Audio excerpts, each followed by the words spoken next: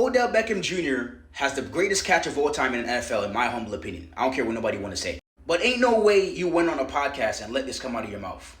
You've sacrificed your whole life to get here. And you're like, yeah, I played 10 years in the league. And I always explain this to people, like, bro, you give somebody a 5-year, $100 million contract, right? What is it really? It's 5 years for 60.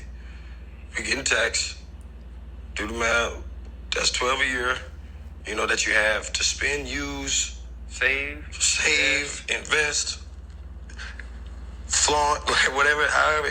See, I knew it. That's the problem right there, right? I'm glad I actually went and found the clip because that exactly right there is the problem. And before I go any further, I do want to mention that he did reference, right, financial literacy and him not having that when he had all that money. I understand the financial literacy angle. I'm not going to lie.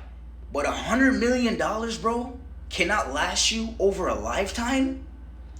Absolutely insane, bro. If $100 million cannot last you over a lifetime, bro, the money is not the problem. The behavior is.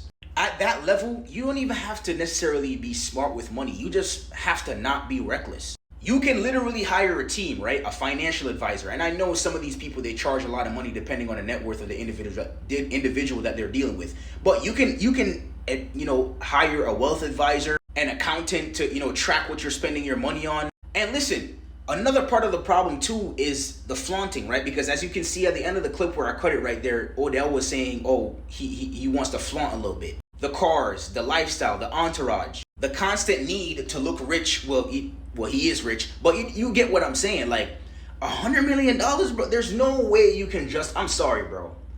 And listen, I'll be the first to tell you, I'm way far from $100 million. Probably, I don't know if I'll ever make that amount of money in my lifetime. But there's no way you're convincing me that can't last me a lifetime, bro.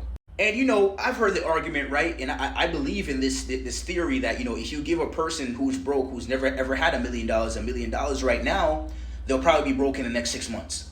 But 100 million? Nah, bro, you're taking the piss, bro. At some point, personal responsibility needs to kick in. If $100 million disappears and cannot last you for a lifetime, I'm sorry, bro. But that is not bad luck. That is just bad decisions. Man, I can't believe he just said that. That's incredible, bro.